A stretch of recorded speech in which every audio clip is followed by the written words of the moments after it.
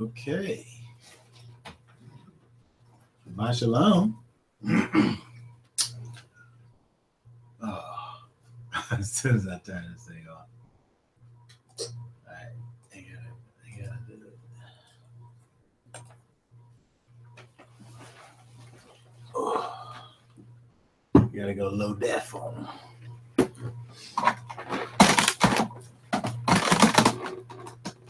Okay. All right. Okay, Shabbat Shalom. We are obviously here on Erev Shabbat. We are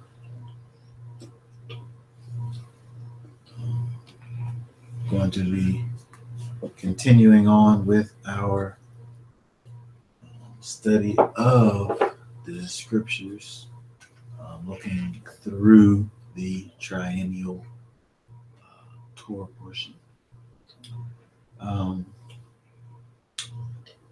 This week's Torah portion, Bayom Hasmini, actually is 10, 11, actually 3 chapters. It's interesting. The triennial doesn't really have, usually doesn't have multiple chapters like this. I mean, 3 chapters. This is like annual Torah portion. What are size? What are the chapters? Leviticus 9, 10, and 11. Leviticus 9, 10, and 11.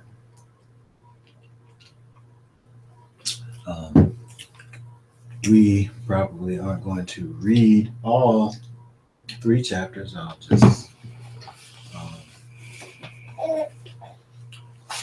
make note, pull out a few things from each chapter, and I think I want to also go to Mark chapter 7. This is probably be an abbreviated study tonight. But we'll look over a few things in Leviticus 9, 10, and 11, and finish up with Mark chapter 7 to see how all of these things kind of tie in together. We started last week when we were looking at the Torah portion. We were talking about how when we look at a lot of these laws, statutes, and commandments, we obviously are in a time where the commandments as they are given can't be done. We don't have a temple. We don't have priests. We don't have a land for a temple, right? For the priest to function. So when we look at these scriptures, we find that they point us to, characteristics and behaviors. They point us towards those. They show us, I say the commandments are the character of Yahweh humanized. When we walk out the commandments, they teach us how to live as the Father would live if he were a man. We walk out his character and his characteristics when we do the commandments. So doing the commandments, when these commandments are given, we're able to learn principles and again characteristics through the commandments. And again, we can't necessarily do many of these different commands, but we can look at the commands and see what we can learn in terms of the spirit of the command. So we want to kind of have that thought in the forefront of our minds as we look at some of these commands and see what it is that they're showing us, and then kind of look at the New Testament verses to be able to see if we can draw out uh,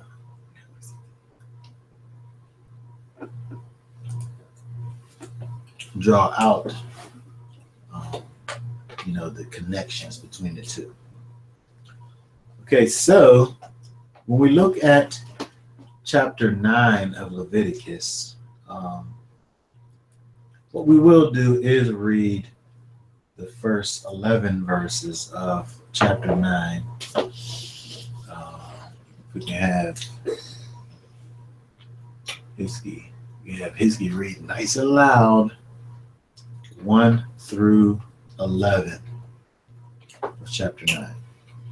And it came to pass on the 8th day that Moses called Aaron and his sons and the elders of Israel. And he said unto Aaron, Take thee a young calf for a sin offering, and a ram for a burnt offering, without blemish, and offer them before the Lord, before Elohim. And unto the children of Israel thou shalt speak, saying, Take ye a kid of the goats for a sin offering, and a calf and a lamb, both of the first year, without blemish, for a burnt offering.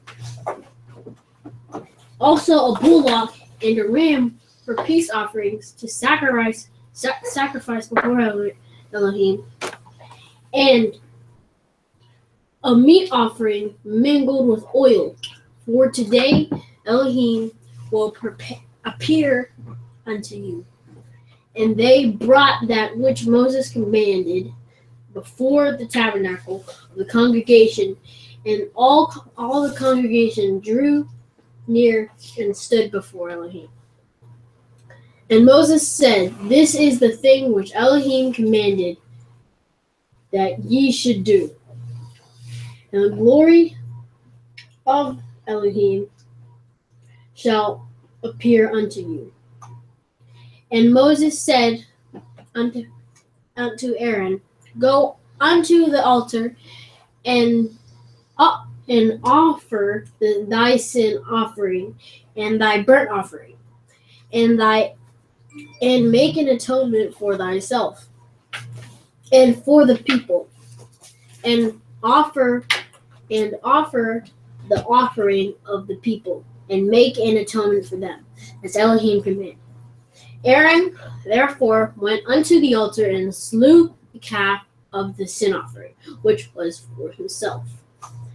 And the sons of Aaron brought the blood unto him, and he dipped his finger in the blood, and put it upon the horns of the altar, and poured out the blood at the bottom of the altar. But the fat and the kidneys and the caul above the liver of the sin offering he burnt upon the altar, as Elohim commanded Moses. And the flesh and the hide he burnt with fire without the camp. Okay, very good. So we see, if we remember from previous chapters, we find that the priests were consecrating themselves, sanctifying themselves, and now it says in verse 1 they came about in the 8th day, because they did their consecration was a week-long consecration. They were separated, set apart from the rest of the people in this process of sanctification, readying them for the service. So again, we look at 7. It's always giving us the picture of a cycle, completeness. So as the priests were going and setting themselves apart we see that they went through this cycle, this complete cycle of sanctification, of set apartness, for this 7 days. And so now it was the 8th day, and now again, they're getting things started here, and we see what they do is something that they always must do is take for themselves a calf,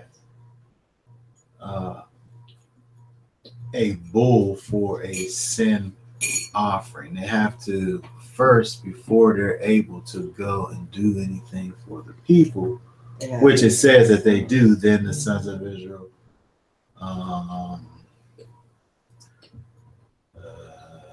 took Moses commanded.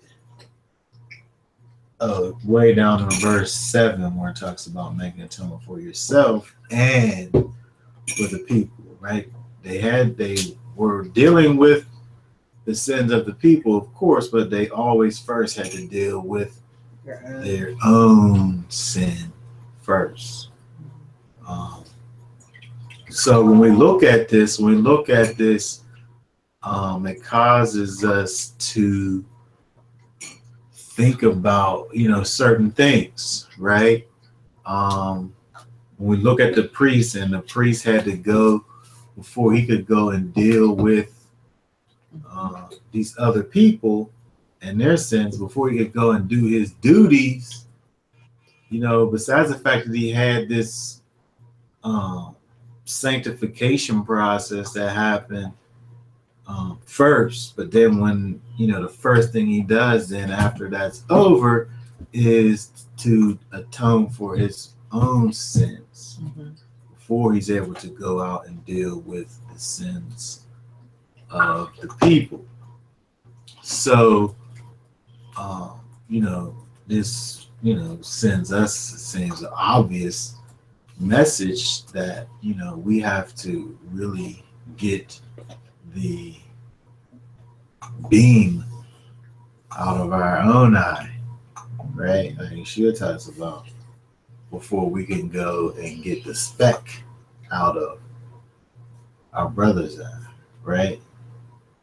That's interesting. You have to deal with the big things that's going on in yourself before you can even go and deal with the small things that's going on with whoever you're trying to deal with, right? So, we see the same kind of principle with the priests as a thing that Yeshua brings forth in terms of the beam and the speck.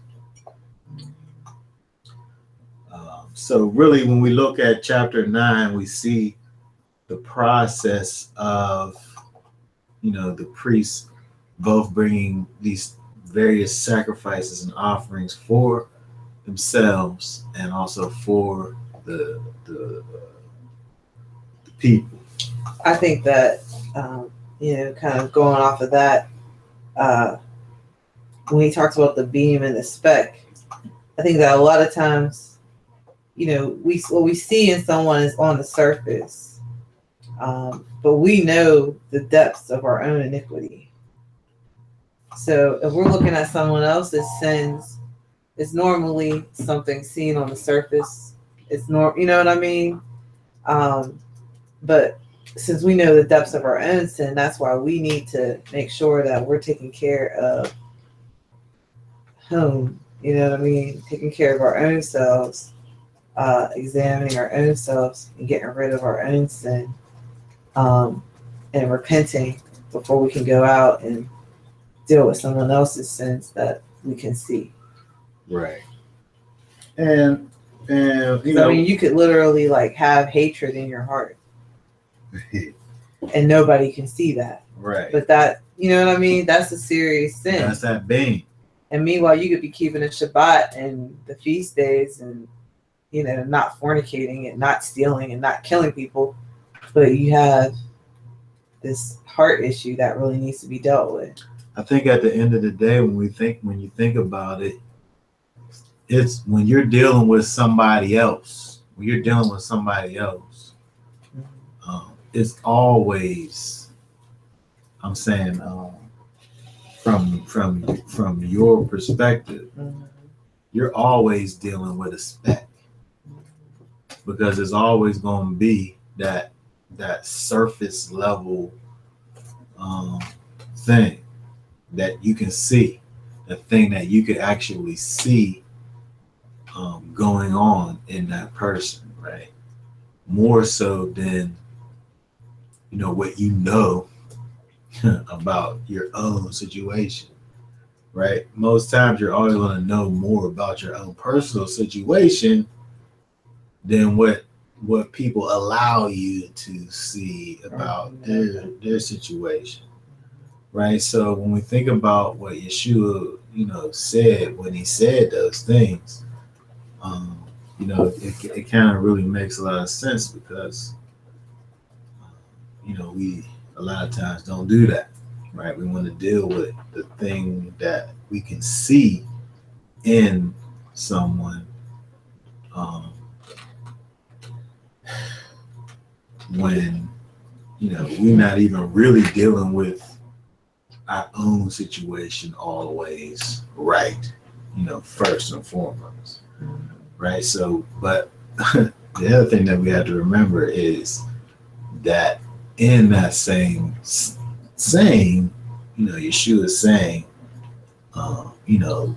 if you do go ahead and get that beam out of your eye, right, you're able to see clearly, right, so that you're able to deal with your neighbor's situation. So we have to remember that. And again, we see with the priest, he didn't just only deal with his own self, right? He dealt with himself, and then he also dealt with the people. And it seemed like he dealt with himself partially so that he could deal with the people. Of course, he had to deal with himself before Yahweh with the sin offering, but it was like he did that in order to be able to deal with the people. Right. When it seems like it have it in that chronological order where he did that thing for himself first, and then he dealt with the people. Or it's just giving me that picture. But also the other thing that I wanted to, in the direction that we're going with these chapters, when we see in with 9, 10, and 11, when we see where it says, let me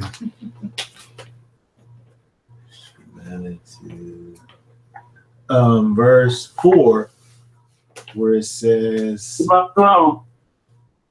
Shabbat shalom. Shabbat shalom. Oh, Shabbat shalom. That's Sister Gabriel? Yeah. Brother Yadarawa? Shemuel. Yahweh bless. Yahweh bless. We're in Leviticus chapter 9. I was looking like, where's that coming from? Yeah. Okay, thank you. Leviticus chapter. Okay, Leviticus 9. Okay, hallelujah. Thank you. Verse. You all say, keep up your work. I'll be praying for your ministry tomorrow, Brother Tony. Hallelujah. Okay, all right, thank you. I've never seen a little thing like that. Verse 3, where it says, then to the sons of Israel you shall speak, saying, take a male goat for a sin offering, and a calf and a lamb, both of 1 year without defect, for an elevation offering. Verse 4, and an ox and a ram for peace offerings to sacrifice before Yahweh, and a grain offering mixed with oil. For today, all of that just to get to this last part. For today, Yahweh will appear to you. So here in chapter 9, we see that all of this is happening with the end result being Yahweh making an appearance to these people, right? They're going through the processes, making these offerings that are, as it says in verse 7, making atonement, right? Making sure that everything is taken care of, canceling all debts that there may be, covering all wrath that could potentially come against themselves, right? With this, that's what it means to make an atonement, so that Yahweh will appear to his people. So we see the connection between this atonement process and Yahweh appearing for his people. He's giving clear instructions as to what he wants to be done so that this may come. And then we get a hint as to kind of the direction that we're going in terms of the, these 3 chapters, with verse 11, where it says the flesh and the skin, however, he burned with fire outside of the camp. Right? So you have this thing that can't necessarily, it has to be done, but it can't be done inside of the camp. It doesn't necessarily talk about uncleanness or defilement here, but typically when dealing with things that would defile or that would bring some type of uncleanness, we have that separation thing happening with being outside of the camp. So, it's kind of showing us the different aspects of things in terms of closeness to Yahweh, doing these things with the sacrifices so that Yahweh can appear, and then also showing these separations that's going on with the flesh and the skin, interestingly enough, being burned outside of the camp. So when you see these things, that it's interesting, why can't these things even be burned inside the camp? The flesh and skin, however, he burned with fire outside the camp. Why can't the flesh and the skin, if it's being burned anyway, it's being burned up, why couldn't it just be burned right there on the altar? I wonder. Why would the skin and the flesh have to be taken outside of the camp to be burned? What kind of thing is that? Is that showing us? I don't know. I wonder. No, or anything.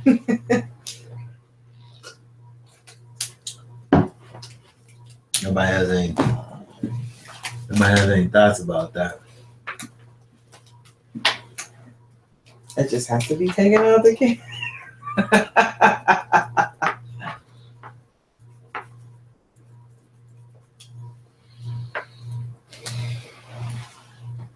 Well, when you think about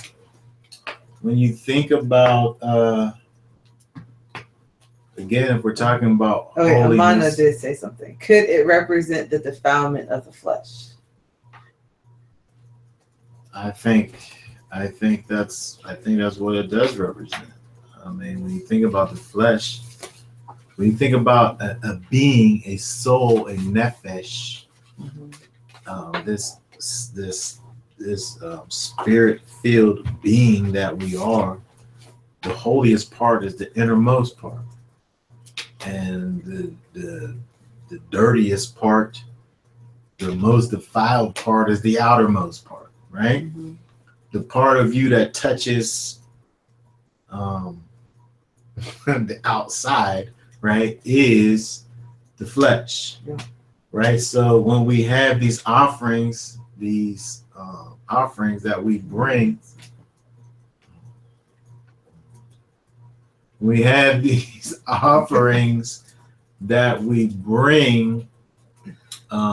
which represent us, right? They're a representation of ourselves, right? We bring our offerings to kind of, stand in proxy for us, right? That flesh being that outside part. We don't want when we look at how this burnt offering is this thing and this smoke is being offered up to Yahweh, he doesn't want the flesh. Yeah. Right? He don't want the skin part. Right? He don't want the carnal part. Right? You don't want that part. So yes, absolutely, it's giving you that picture of the fact that our carnality, that outermost part, is really that the most unclean, I guess, part. Representing what cannot be brought into the house of Yah. Yeah, the carnality, right? Of course, our flesh, we can't really separate our flesh, but the thought process in terms of that carnality, that carnal appetite, all of those things have to be removed in terms of what we offer up to. We're not offering the Most High our carnal mind, right? We want for him to kind of cleanse our carnal mind and change it and take it away, but we're not giving it to him necessarily. But yes, that's absolutely what we can see when we look at what's being done here with these offerings. Yeah. Let's see. So, if we go all the way down to verse 23 and 24 of chapter 9, where it says, Moses and Aaron went into the tent of meeting. When they came out and blessed the people, the glory of Yahweh appeared to all the people. Then fire came out from before Yahweh and consumed the elevation offering and the portions of fat on the altar. And when all the people saw it, they shouted and fell on their faces. So again, we see an example of the people going before Yahweh rightly and exactly the way that he wanted for the people to do it, and Yahweh showing up, Yahweh appearing before the people, and he was obviously pleased with the offering and sacrifice that was brought. And we see the people, of course, react.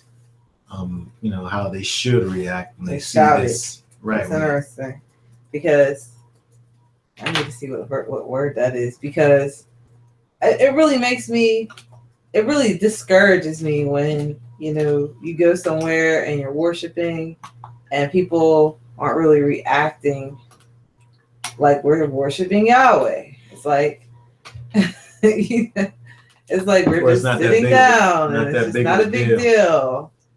But hallelujah. Thank you. but that means to creak, to shout, usually for joy, aloud for joy, to cry out, to be joyful, to rejoice, to sing, to triumph. And I feel like when we are, in the presence of Yahweh, that's how we should be. We shouldn't just be sitting down.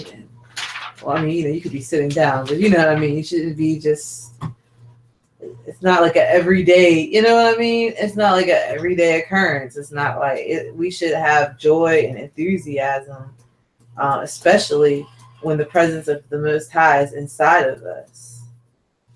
It shouldn't just be like, oh, okay, we're just singing praise, okay. Mm-hmm. If you got to get up, so I think that sometimes, like, if I feel like I'm dragging, if I stand up, eventually, like I'll get into it. But it's like, we just can't. We gotta make sure that we're in the presence of Yahweh when we're His people, when we're worshiping Him. There's a certain way. Yeah, I think when you think about, it's kind of like if you, it's kind of like if you,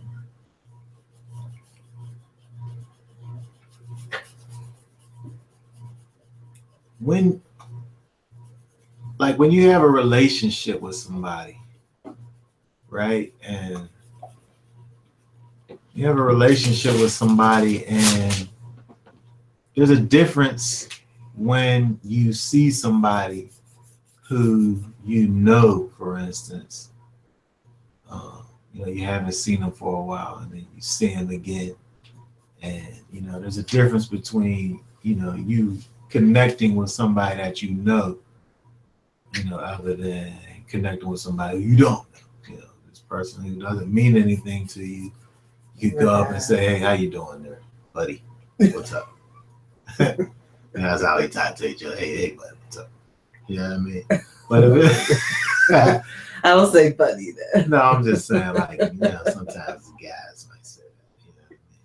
But if it's somebody who you know and have you have a relationship, you're more like excited about it. I haven't seen, hey, what's up? Hey, you doing? You know what I'm saying? You give them a little half a hug or something, like, little manly embrace, you know what I mean? Because there's that connection, right? So, sometimes people, I feel like when you have to get kind of, have like cheerleaders and stuff to kind of get you to a place where you can shout. Yeah, I don't know what to say about that. Just thinking about it, like, hasn't the Most High done anything enough for you to just even be able to like get excited about Him without somebody having to convince you of it? I don't know. I guess it's kind of I don't know. To me, I feel like if the Father is doing stuff or has done things for you in your life, right? Or unfortunately, maybe even just recently, I guess. It takes that for people really to have the kind of gratuitous attitude that we should always have. But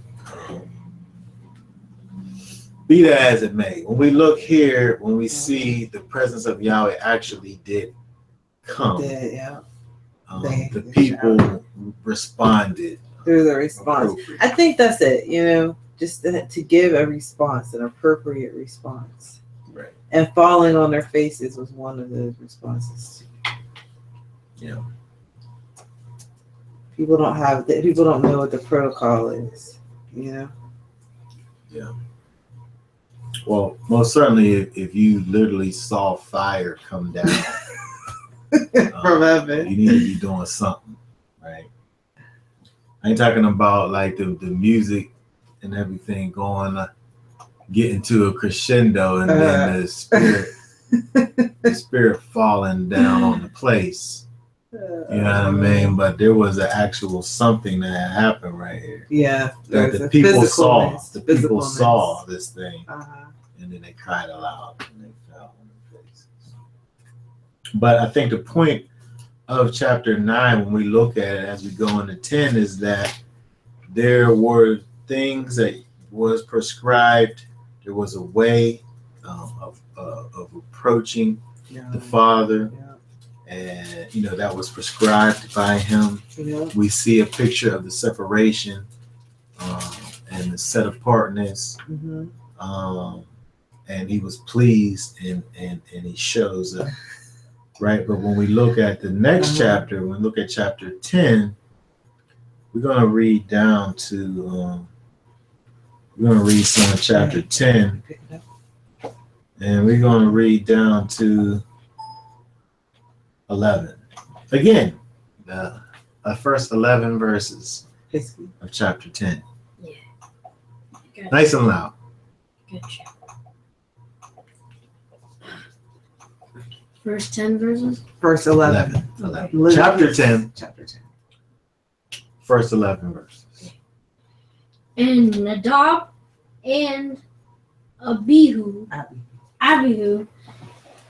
the sons of Aaron, took either of them his censer and put fire therein, and put incense therein, and offered strange fire before Elohim, which he commanded them not.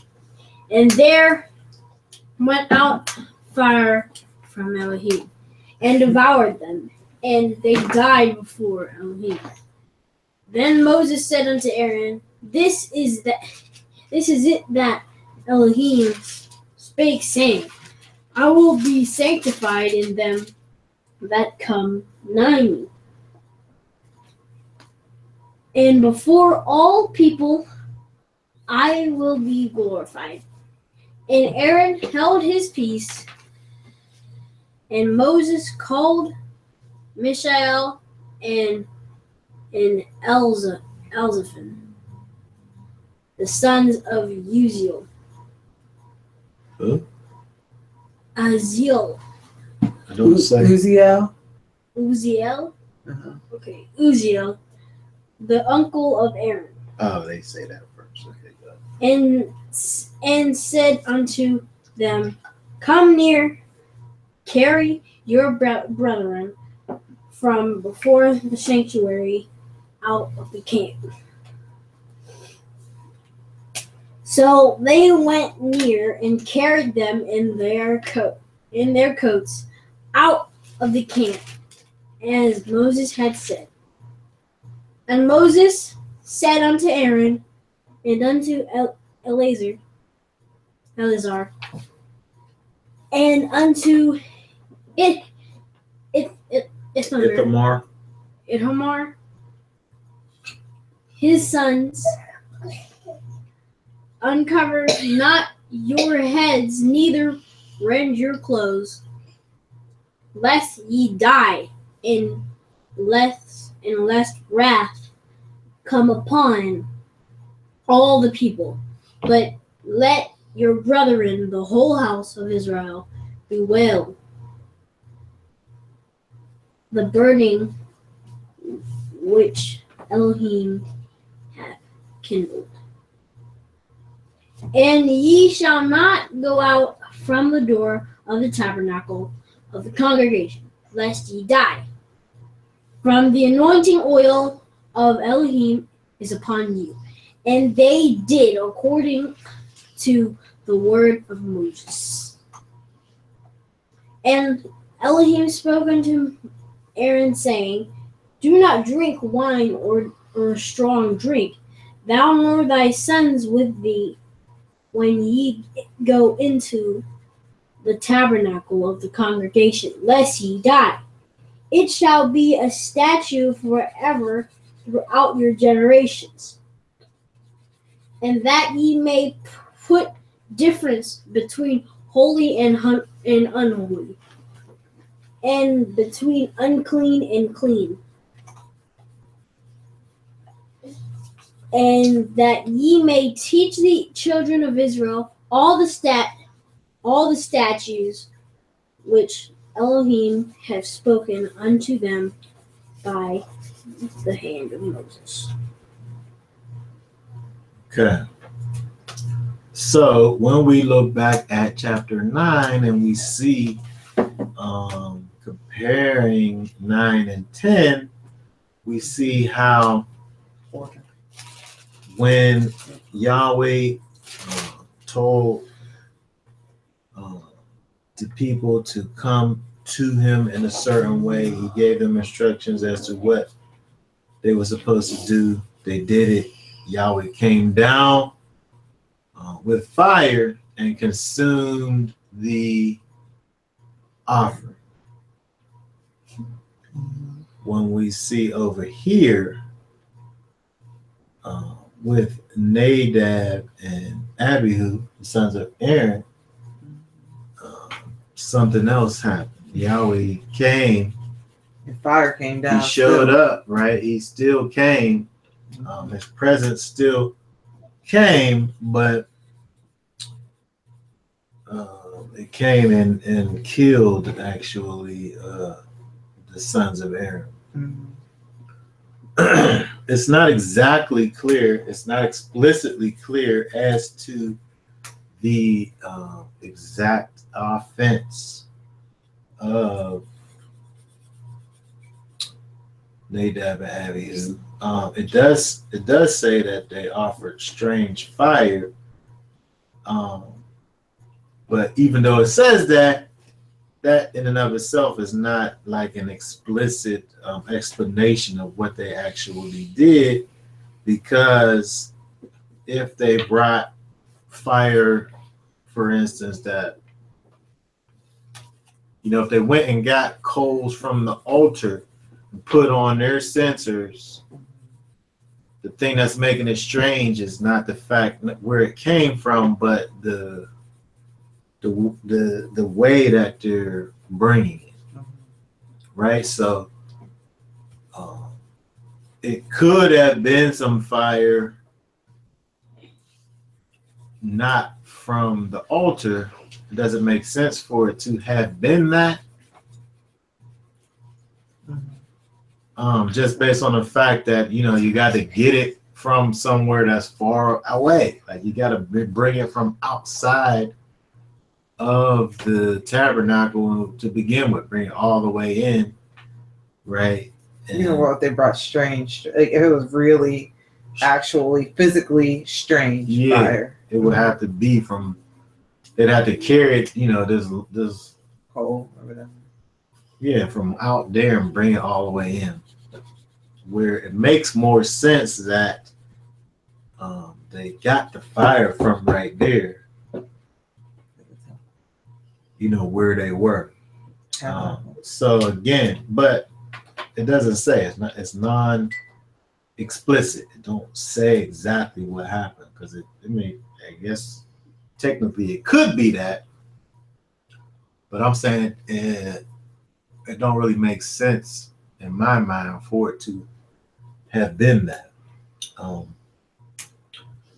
If you got to bring the censer in, you could have some strange incense on the censer. That's not the specially made. Right. That's not the prescribed formula. There was a certain formula that was used, a certain recipe that was used for the incense. And, if you have, I don't know what I did with my sensor to bring out my visual aids, but, you could potentially bring a sensor in and have some strange incense on it. And, it's no big deal. It's not smoking because it's not, it's not burning on their fire pads. So, again, and it doesn't say, so you don't really know. But I'm saying it could be possible that any of these things can be possible, that they have strange incense that causes fire to be strange because they have this mixture of unclean and clean. It could be, fire that they brought in and then they added some good incense, which still makes it strange because it's not the prescribed thing.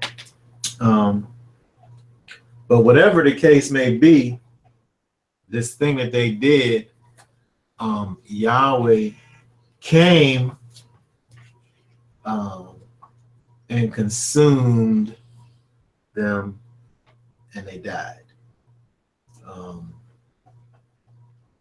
I think that in my mind, I've determined that they were electrocuted, they were struck down with lightning.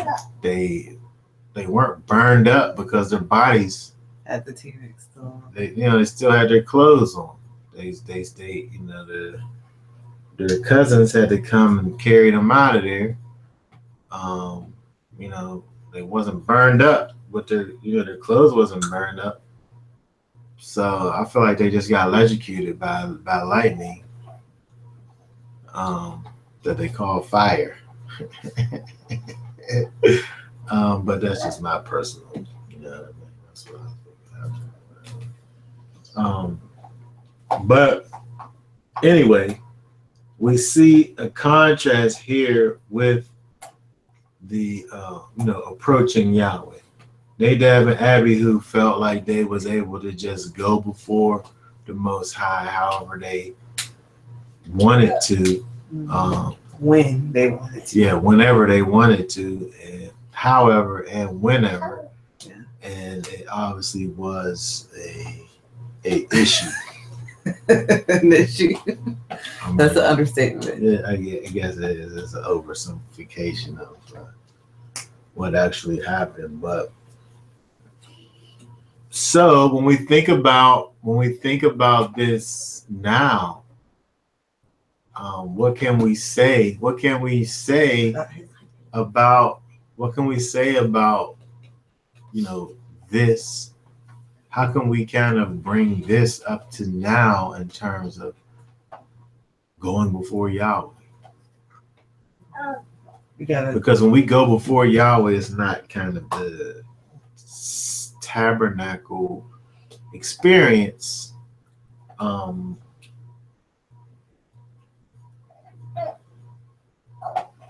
But we still go before him. Like what is this story now become irrelevant to us now because the veil has been rent? What is there to gain from this, from a new covenant perspective? I wonder.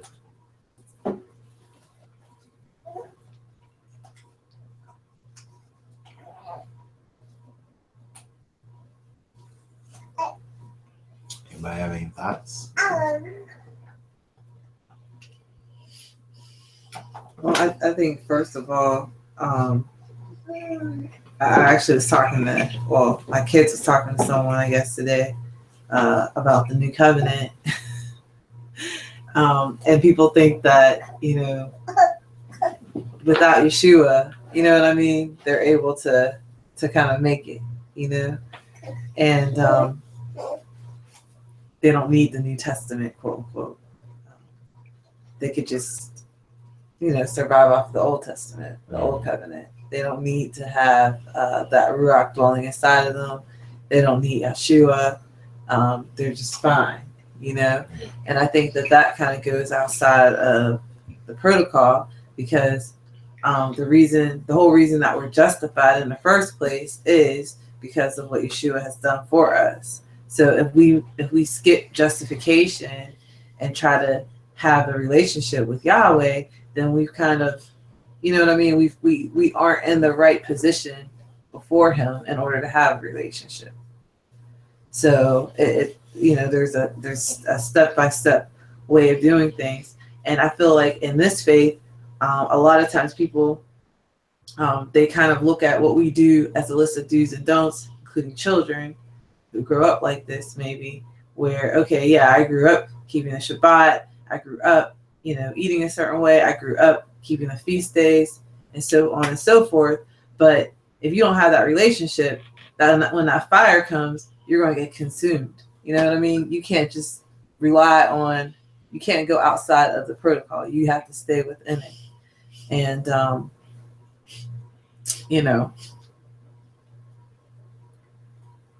Yeah, I think that, speaking of people who, want to just be in the old covenant, who don't want to acknowledge the Master Yeshua, those people, you can't, you're guilty. You're automatically guilty of something. Yeah. If you want to say that, you're you're under the old covenant. Where's your offerings? Where's your Actually, priest? Dahlia said, "Where are the blood sacrifices in that without a Messiah?" And then Amana responded. She said, "Today the offering is more of the heart, broken and contrite." Verse 3 shows the importance of the Most High being set apart in our lives by us being set apart too in all our behavior. Yeah. So when we think about what it is that Yeshua has done for us, it's not exactly as if to say that Yeshua takes care of these offerings that we're not able to do. It's a new covenant. It's a new covenant. It's we can't look at it as if, because again, all of the sacrifices weren't sin offerings.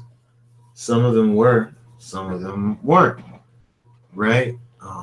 Yeshua, what he does with his what he did with the giving of his life was to deal with sin. That's what his death did for us.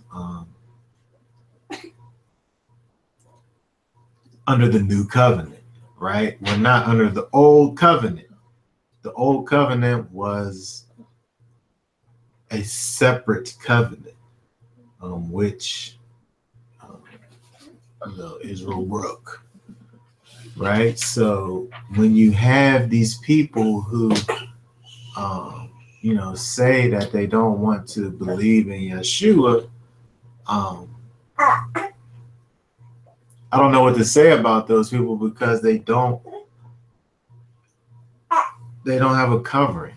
They don't have a covenant.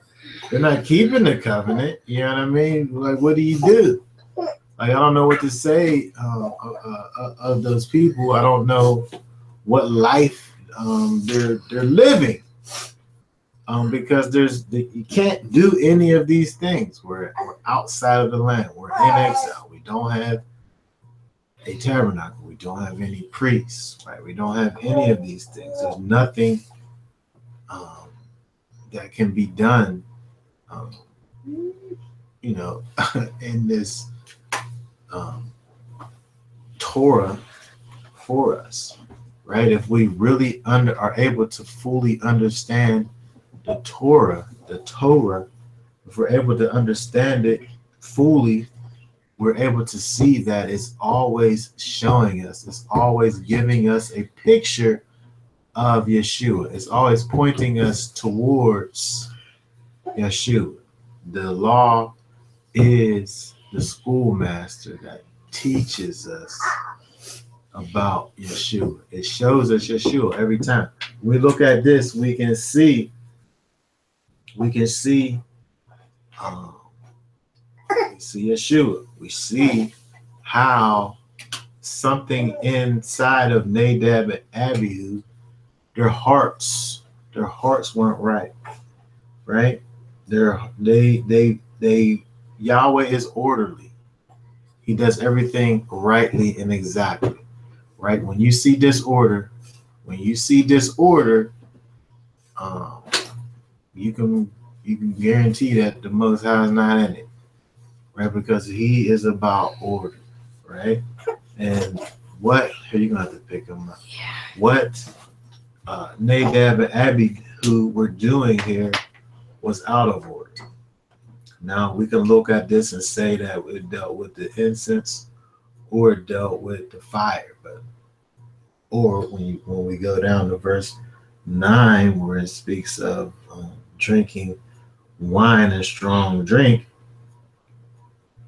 entering into the tent of meetings. Now when you add that to the equation, why is that even brought up? Why is that even brought up if it didn't have something to do with what had happened? It seems as if that it was part of the transgression, and therefore we have the prohibition there in verse 9. When we look at the fact that Aaron, where it says in verse 3, then Moses said to Aaron, it is what Yahweh spoke, saying, by those who come near me, I will be treated as holy, and before all the people I will be honored. So Aaron therefore kept silent. Aaron had nothing to say about the matter. He was just, he had no words. Speechless. Right, Africa said he was speechless. So you can look at this maybe two ways. This thing happened, this terrible thing, and he just really didn't know what to say. He was kind of I don't want to say dumbfounded, but on the other side, it causes me to think that when you see somebody in gross iniquity and doing something that's so blatantly out of order, me personally, I find it hard to kind of feel for somebody who would do something kind of blatantly on purpose, gross iniquity, right? When you have somebody doing a thing that just looks wrong, just seems wrong, is just totally wrong, and it's just almost like, why is this person even doing this or that? When the consequences happen, me personally, I don't know how you feel for feel for that.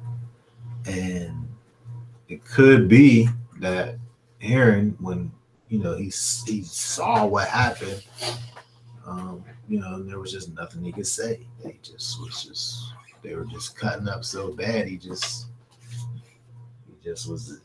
able to keep silent. He didn't have to have somebody say to him, well, you should just keep silent. He just was silent. He just didn't say anything, as if potentially, I'm just saying, potentially, he realized that they actually got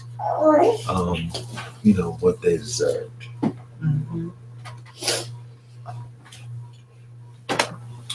Or just could be that he just didn't have anything to say.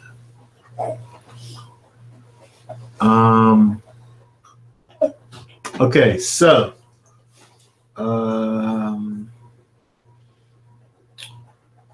we look at verse 10. So again, to make a distinction between the holy and the profane, and between unclean and clean. We see that this is a clear example of whether we're talking about incense or fire or drunkenness. Yeah. It really could have been all three of those, or one of the three, or parts or whatever. But at the end of the day, we're looking at this this theme of holiness and being holy and profane, being clean and unclean, how to approach the Most High. Mm-hmm. I was gonna also say that their relationship with Aaron And even with Moses, didn't prevent them from being judged. You know? Yeah, that's right. I mean, like, you know, it's not who you know. Right.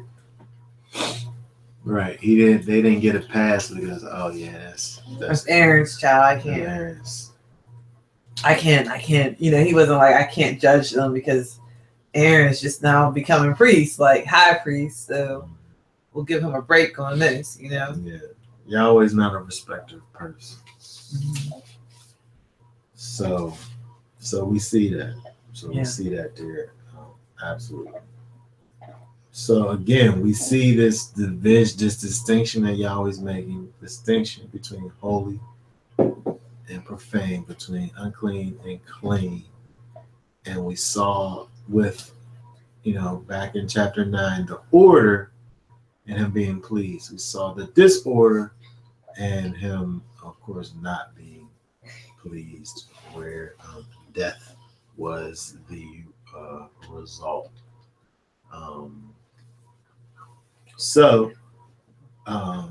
With chapter 11, we see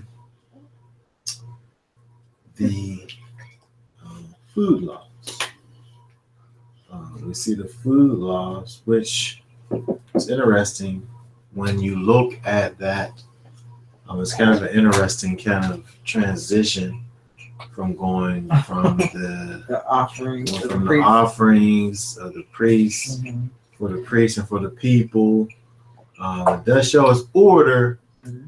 And then we see that being built upon in terms of the disorder and a connection with uncleanness or unholiness.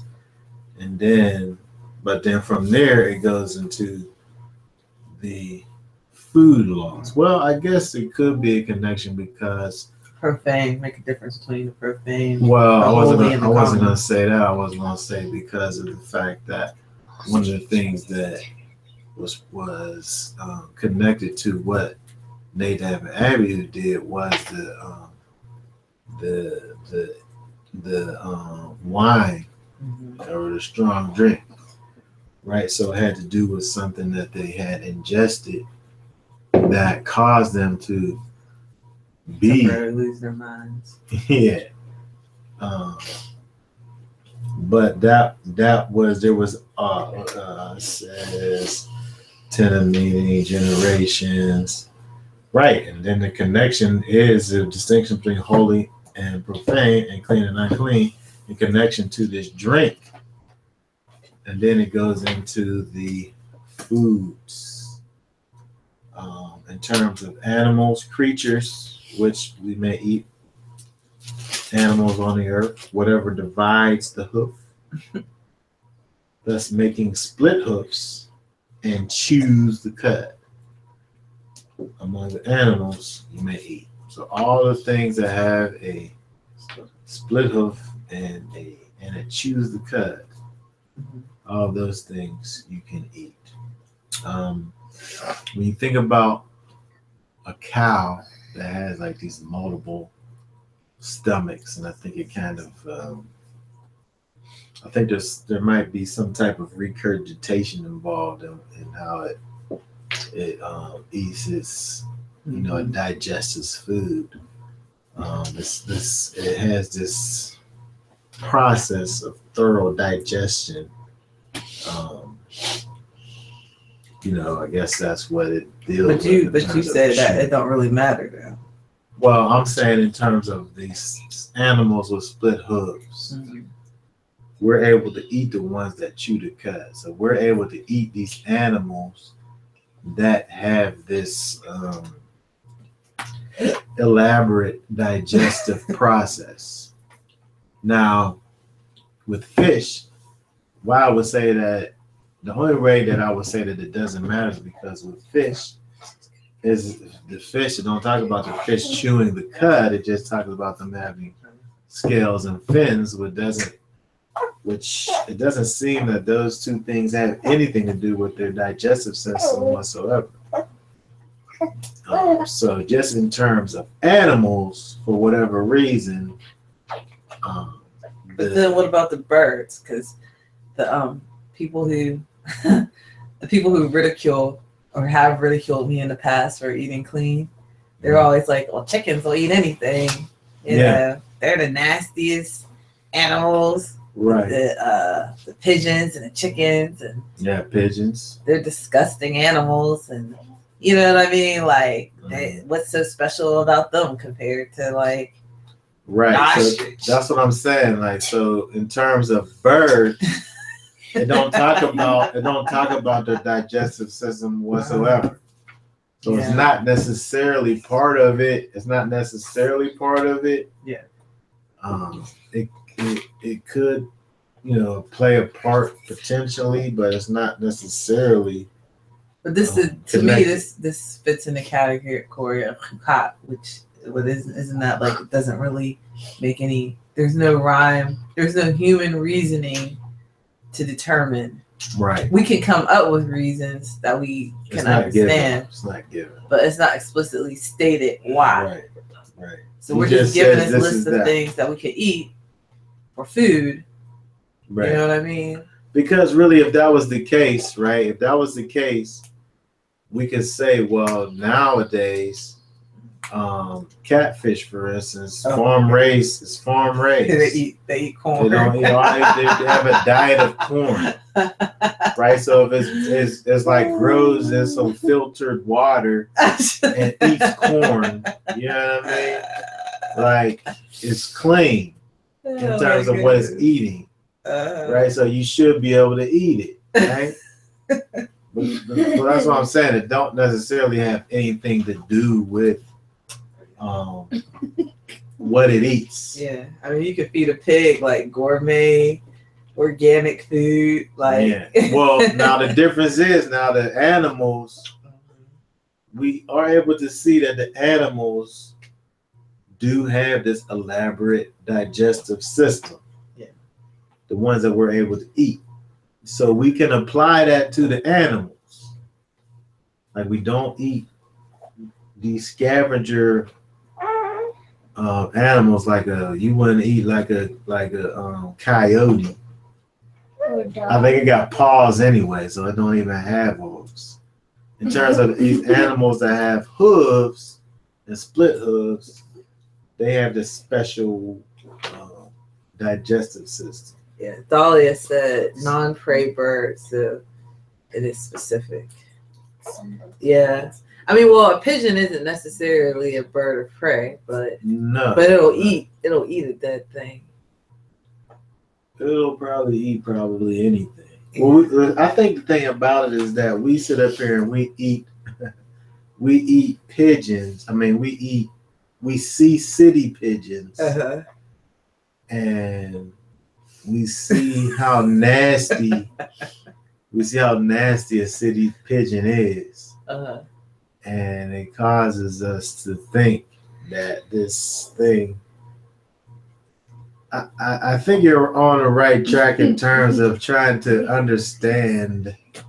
You can't really understand it, right? Because it doesn't really have anything to do with what the animal eats that makes it clean or unclean. Because pigeons are nasty. Chickens, they're nasty, right?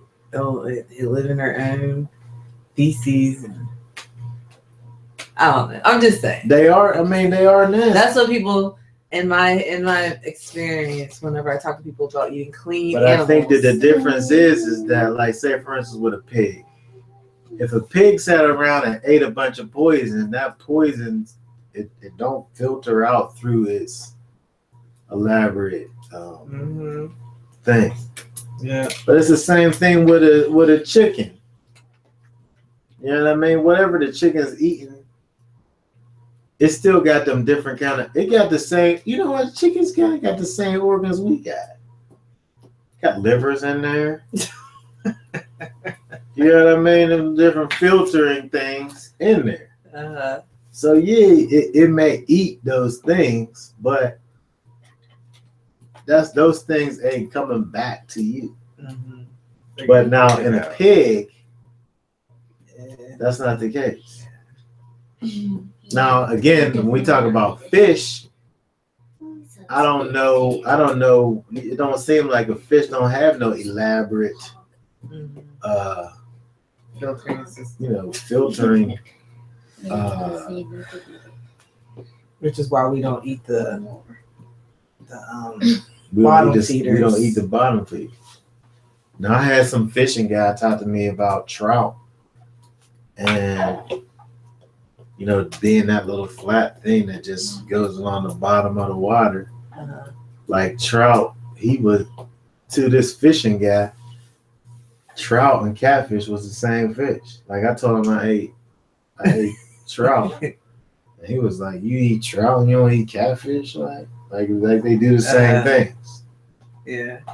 I don't know, because I'm not. You know what I mean? I'm not. That's not my thing. I just like to eat fish. I don't know anything about how they. But that's what I'm saying. Like anytime you say that you eat clean, and then whenever you like try to talk to someone necessarily about the list, someone who they might really just be trying to hold on to their catfish. You know what I mean? Mm-hmm. But someone who's looking from another perspective and not just from a perspective of pleasing the Most High, they'll look at the list and they'll try to pick it apart and say, well, you'll eat this, but you won't eat that. Like, you know what I mean? That's just what the guy was doing. And then I just say, all right, well, just look at the list. Here it is. He even tried to give me a special recipe. If I took some of this catfish and I put it all with these special seasonings and pan seared it, man. Won't you just taste it? Won't you just eat some of it? But to me, it's not food. Yeah. Also says here, unclean. Oh, yes, that unclean animals harbor toxins and cause issues that shorten life. Science and health issues prove this. Yeah. Now, the only thing is, again, when we talk about this whole idea, we can rationalize why he said this is clean and this ain't clean. Mm-hmm. But again, with modern technology, we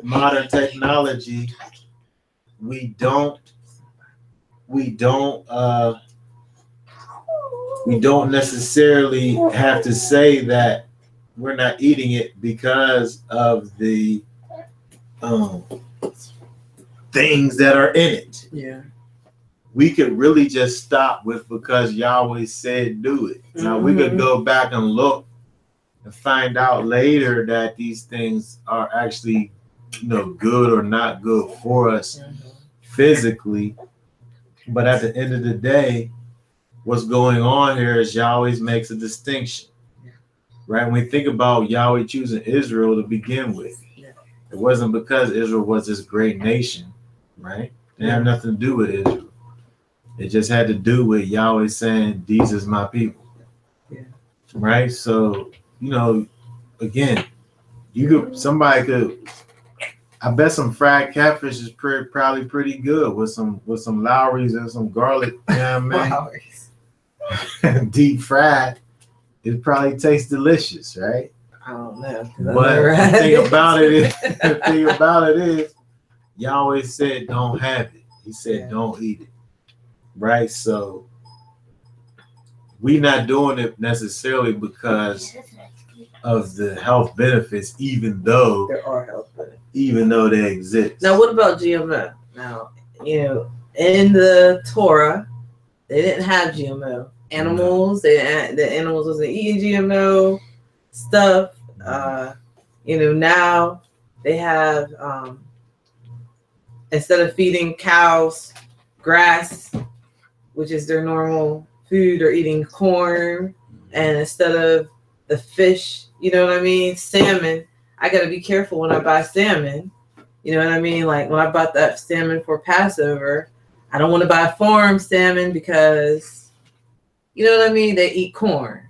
And I don't even know what the salmon I bought ate, but it was supposed to be non-antibiotic, non-steroid,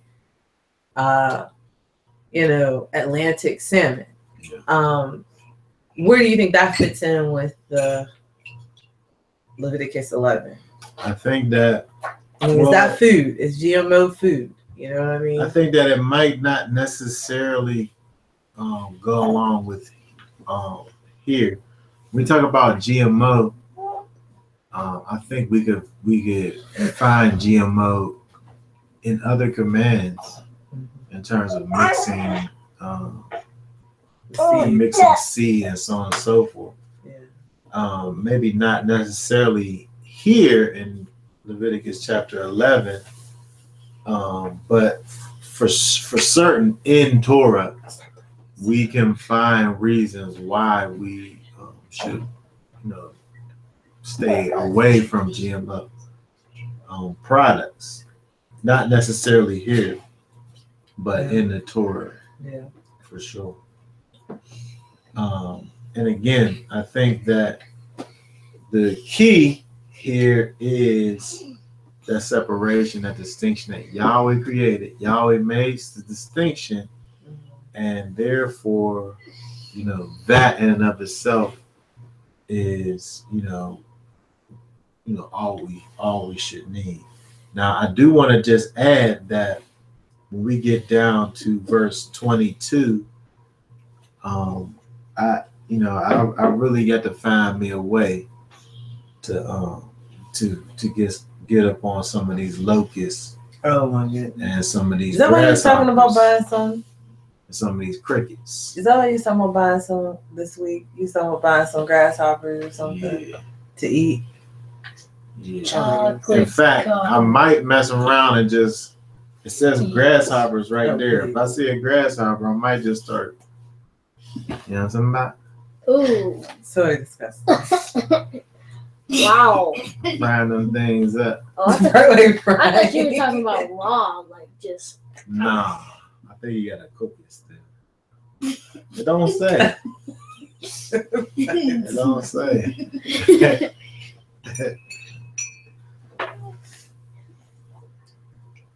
So that is why you have to see all the labels, make sure you eat kosher on it, because so far it seems they have to follow the laws and the process of that food. I think, like as far as the kosher thing, I look for organic, or more so than I look for kosher. Organic and kosher is really nice. Yeah. But because even the kosher meat, some of those meats aren't, the animals aren't fed grass, and you know what I mean, they're still fed corn, and I mean corn is like the main staple now. Yeah, I think that kosher's okay. I don't think you could go wrong with kosher. Oh yeah, it does allow, it will allow, organic will, you have to pay attention to what enzymes you're using, but as long as you're paying attention to that. I think eventually we as people need to figure out how to feed ourselves. Exactly. Because I feel like what we're given now in the stores isn't really food anymore. No. It's not food. You know what I mean? Yeah. Stop. And it's just all these different chemicals that all kinds of things. It makes us addicted to them. It's all, everything is processed a certain way. And they sneak this stuff, they sneak things in. Yeah. They sneak to our food. Yeah. I was just talking about Dahlia talking about the enzymes. I was talking to someone at the feast about how the breads that we have, some of them have pork enzymes in them. You know what I mean? And so it's like you're buying bread from the store, you're not thinking about pork, but that's what they're doing. And so I mean, whenever I look at these food commandments, I'm looking at it from a natural, or from a perspective of, this is when food was like, you went out and you took a goat or something, and you slaughtered it and you ate it, not going to the store and things have been mass produced for you where we're living in a city, and we never saw any animals that we've eaten. I mean, I'm starting to feel bad. That I don't like, I'm disconnected from these things, right? I'm disconnected from getting food. I don't even know how to get food. I just go to the store and buy it. You know what I mean? But I sit up here and I put plants in the ground, and I still gotta sit up here and figure out how to do that right. You know what I mean? Because we've been so disconnected, so separated from agriculture, where we don't even we don't know how to do it. Like, we gotta learn all this stuff. They sit up here and give us all these things.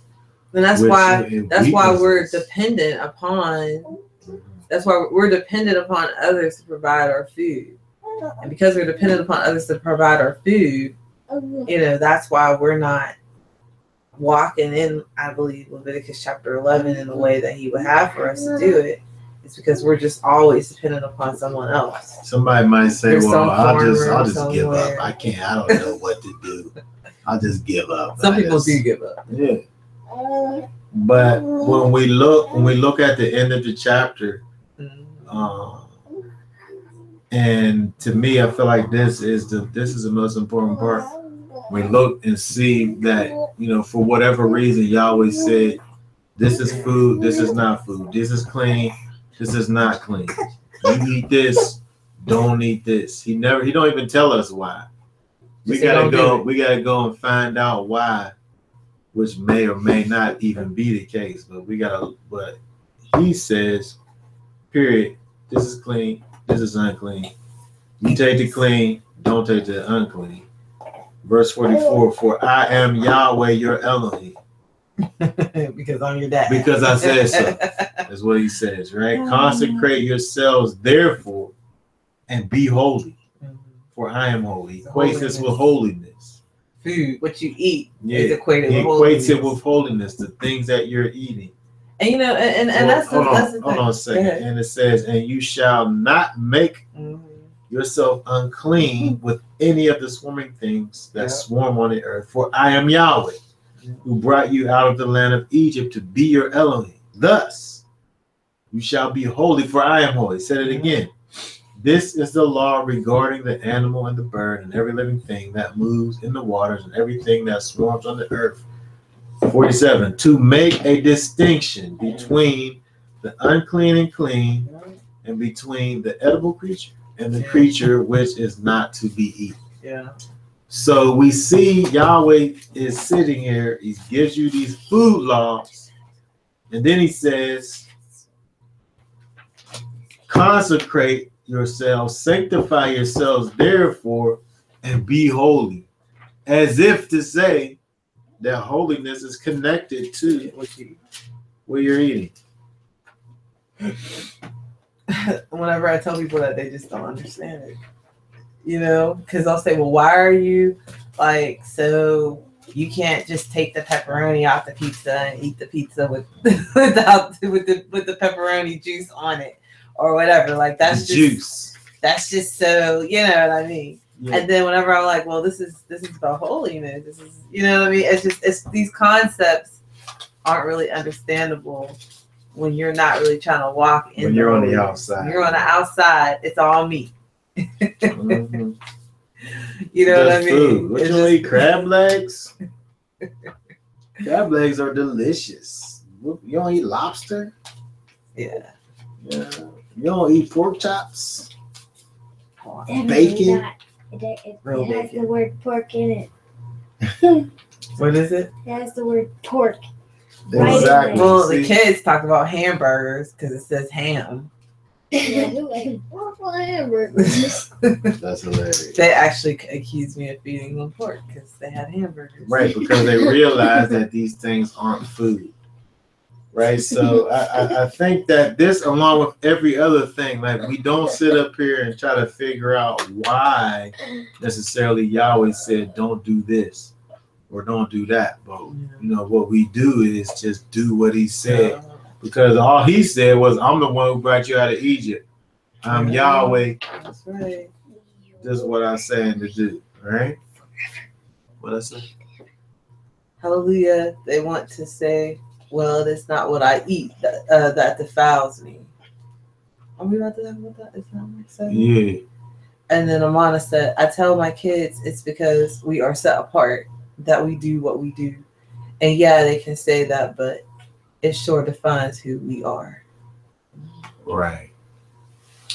Okay, yeah. So we see in the commands what Yahweh says about eating, which leads us to Mark chapter 7. Yeah. Mark chapter 7.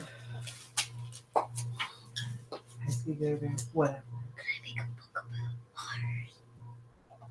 And we'll read this and then we'll be done. Mark chapter 7. Let's see, 1 through, I guess that's the whole thing, ain't it? 23. Let's read just down to. It's not the whole thing. Oh, okay.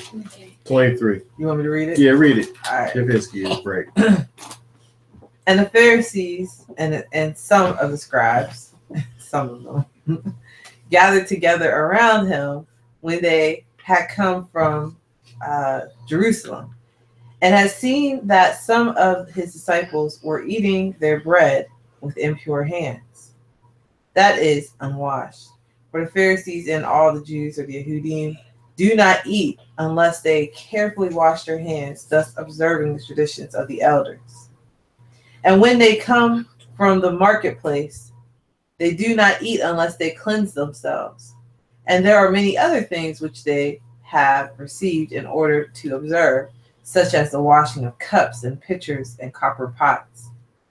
And the Pharisees and the scribes asked them, why do your disciples not walk according to the tradition of the elders, but eat their bread with impure hands? And he said to them, rightly Isaiah prophesied of you hypocrites, as it is written, this people honor me with their lips, but their heart is far away from me. But in vain do they worship me, teaching as doctrines the precepts of men. Neglecting the commandments of Elohim, you hold to the tradition of men. He was also saying to them, you nicely set aside the commandment of Elohim in order to keep your tradition. For Moshe said, honor your father and your mother, and he who speaks evil of his father or mother, let him be put to death.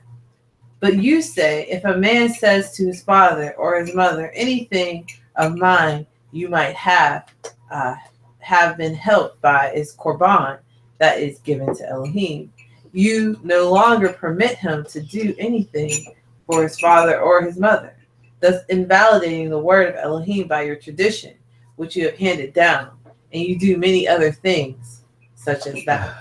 And after he called the multitude to him again, he began saying to them, listen to me, all of you, and understand. There is nothing outside the man which going into him can defile him, but the things which proceed out of the man are what defile the man. If any man hears or has ears to hear, let him hear. And when leaving the multitude, he entered the house, his disciples questioned him about the parable. And he said to them, are you lacking in understanding also? Do you not understand that whatever goes into the man from outside cannot defile him? Because it does not go into his heart, but into his stomach and is eliminated. Thus he declared all foods clean. And he was saying, that which proceeds out of the man, that is what defiles the man. For from within, out of the heart of men, proceed the evil thoughts, fornications, thefts, murders, adulteries, deeds of coveting and wickedness, as well as deceit, sensuality, envy, slander, pride, and foolishness. All these evil things proceed from within and defile the man. Okay, very good. So when we look at this chapter first of all, we have to put it in its proper context, because the whole thing came about in the first place because the disciples were eating bread and they didn't wash their hands. They didn't perform the traditional Get the little ritual thing where you wash the one hand, the double-handed picture thing. They didn't perform the ritual hand washing, which didn't even include soap. They didn't have anything to do with soap or dirt, actual dirt, but was a kind of ritualistic cleansing of the hands before you ate. So at the very beginning of this whole thing, they're doing this based on something that doesn't necessarily even have anything to do with what's being eaten, right? So we got to start off from there, right? So people, and it's not like they was eating some pork and they didn't wash their hands or something. Right. So we got to start off from the beginning and understand that this thing isn't talking about, this ain't saying that I can sit up here and now eat pork, that I can now eat shellfish, that I can now eat lizards or whatever. Alligator. Right? Even though, is not saying that. Right? It's dealing with a specific thing that happened. And then because they definitely, if they was washing their hands, they definitely wasn't eating pork while they were sitting down. No, it wasn't. But then now what Yeshua did here is what he always do, is now he's pushing the envelope, and he's having a teaching moment, right? These people are sitting up here worrying about washed hands, right? But what is your heart condition? Right? What's your heart condition? Right? What is that dirt that's on his hands? What is this so-called defilement that's going on? What's that got to do with his heart condition? Right? So if we look at this and think that Yeshua is now saying that it doesn't matter what you eat, you can eat whatever you want. That's not going to make you a bad person. If we say that Yeshua is saying this, then he can't be Messiah. He can't be Messiah and be saying what people think that he's saying right here. Right? So that's the second thing we got to think about. We can't have Yeshua sitting up here going against what he says his own self. He said, red letters, think not that I came to destroy the law or the prophets. I didn't come to destroy it, but to fulfill it. Right? So we have to understand that Yeshua is not sitting up here saying that now, because I'm here, it's okay for you to eat rabbit. It's not going to do anything to you. That's not the point that he's saying right here. Because if you just want to eliminate it out in the bathroom. Right. So what's the point? He's not sitting up here saying that. But what he is saying is that these people need to worry about your actual heart. Because, true indeed, if you eat whatever you eat, it's not going to do anything to your heart condition. It don't have any bearing on it one way or another, your heart condition. But what you really actually need to be worried about actually is, though, your heart condition. Right? How your inner self is defiled, not how you are ceremonially. Because which defilement is really going to matter? at the end of the day, when so we see that Yeshua even is causing these people to look at what they see in the old covenant and not necessarily to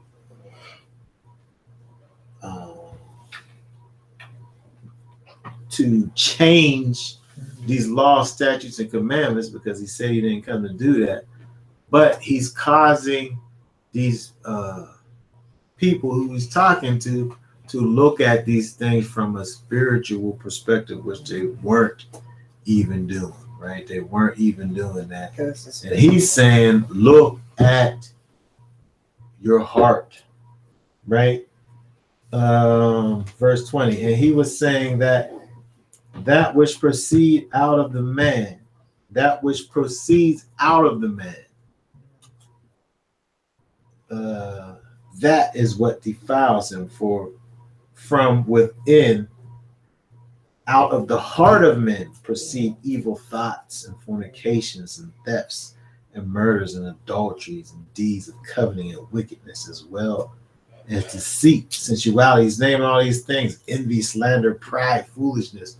All of these things that come from inside of you. All of these things, all of these evil things proceed from within and defile. Now, is that to say that these other things are now null and void? No, we can't say that, because if we do say that, again, we nullify Yeshua as Messiah. Yeshua is now preaching against the Torah, and we know that he wasn't doing that.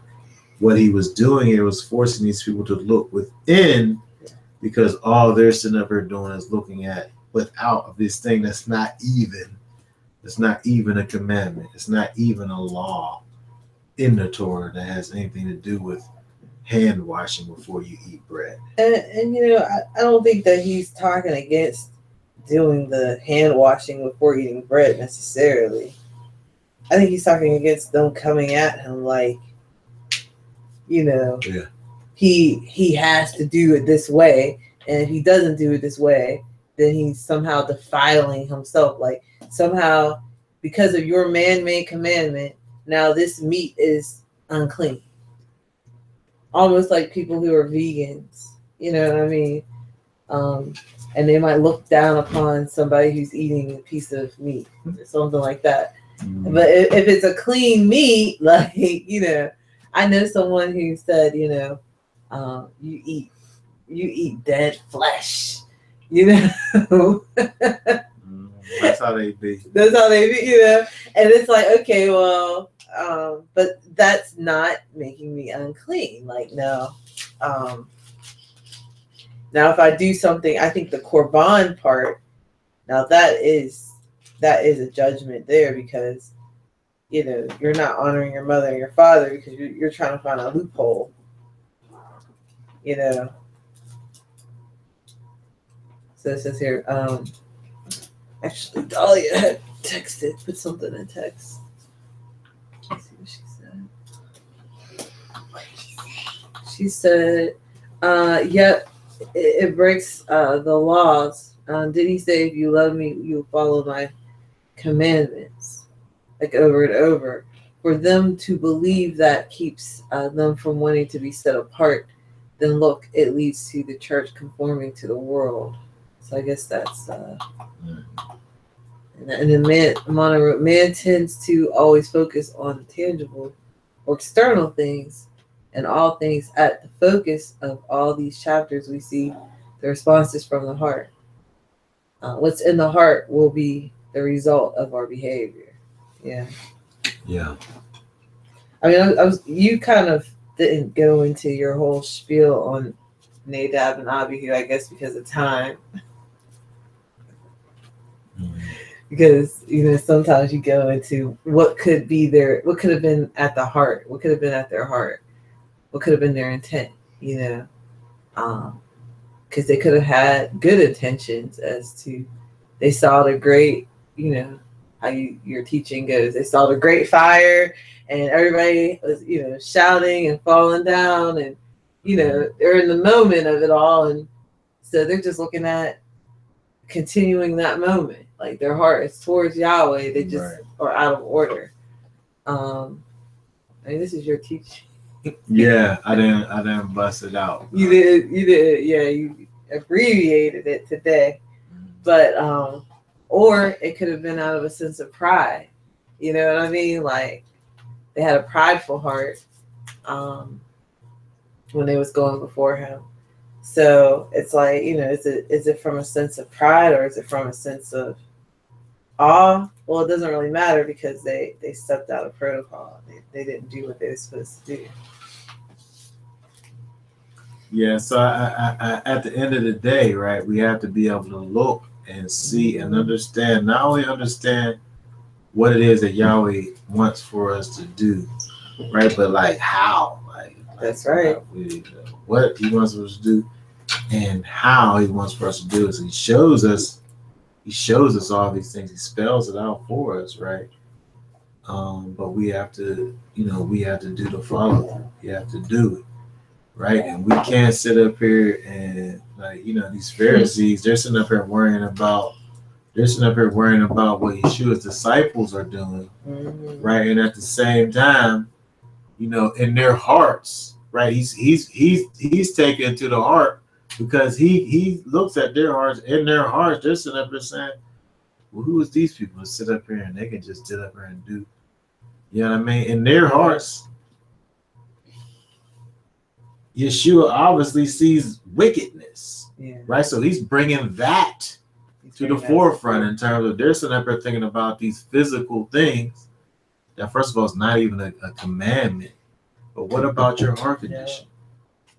What about that wickedness that's inside of you? That's like someone coming up to you and criticizing maybe you warming your food up on Shabbat, but they're in gross iniquity. Yeah, in the microwave. They're like, you warmed that up in the microwave on Shabbat. Right. So it's funny. So again, yes, Yahweh connects holiness and cleanness with foods. He does that. But also, and more importantly, is the heart condition, the intent. What is your intent, right? It doesn't matter if you you're eating clean, right? But you don't have a real authentic relationship with Yeshua. That's right. If your heart's not right, again, it's just another thing that you add to the list of these things that you're doing, right? But this life ain't about doing things. It's about loving your master who saved you, right? And loving him looks a certain kind of way, right? But you're not doing these things even to gain his love, right? You're doing these things because of the fact that, first of all, he first loved you. But second of all, we have this, we are to live this life of gratitude, right? And we do these things because because of the fact that he first did some things for us, right? By dealing with our sin, dealing with our hearts and changing our hearts, and changing our minds and causing us to want to live for him and do the things that he sees fit.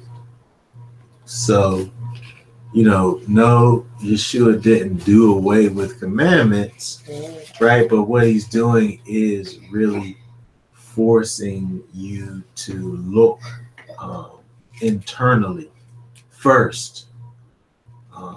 Worry about that stony heart first, right? And then work your way out, right? Because if you can eat all of the good stuff you want to eat, But if you got a wicked heart, it doesn't matter. It'll be like, I have the freshest, best, kosher food. Mm-hmm. He's bringing the thing that's most important to the forefront. That's what he's doing. He's bringing the thing that's most important and putting it on top of the list, right? That's what he's doing. He's not saying that now you can eat pork. He's not saying that. He's saying what you need to be worried about is your heart condition first and foremost.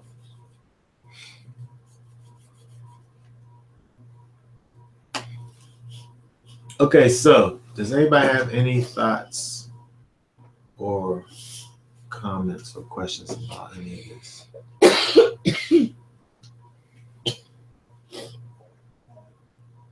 So no matter the cost nor the difficulty, no matter what emotion says or feelings, we do what's right in the eyes of Yahweh regardless. Allow ourselves to be humbled by the challenges. Yeah, absolutely. That's true. Absolutely. Because it is a challenge. We have to understand that this life that we live, that's what it's about, right? We are set apart, right? We are called out people. We're called out ones, right? This life that we live looks different from what everybody else is doing. And these are just things that kind of, set the parameters. These are the parameters that are set that say, what we do, right? And part of that is I don't eat pork, right? Part of that is I don't eat certain things, right? Part of that is that I don't shave my beard off, right? Part of that is that I put tassels around my clothes. Part of that is that I don't work on Shabbat, right? We have all of these things that we do that sets us apart, right? That says that we don't live like the world lives. And this is how we are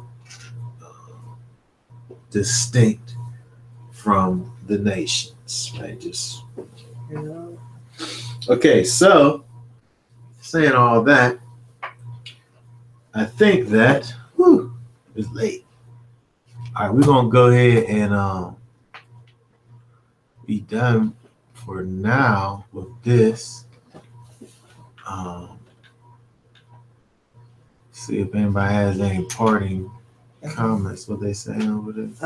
Hallelujah for Yah. Amana says, Hallelujah for Yah calling us out to be set apart. Yeah. And an example to those looking in from the outside. Yeah. Dahlia said, and if in the, I might have missed some of it, but she says, and if in the end it didn't take all that, well, it sure was a blessing to trust him. It sure didn't hurt me or anyone else. Right. You said something like that last week. Mm-hmm. Yeah, that's true. That is so true.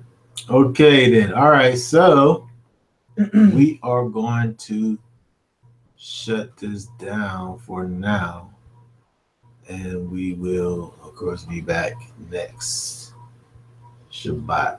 Okay, appreciate you guys adding to the situation, and we'll catch y'all next time.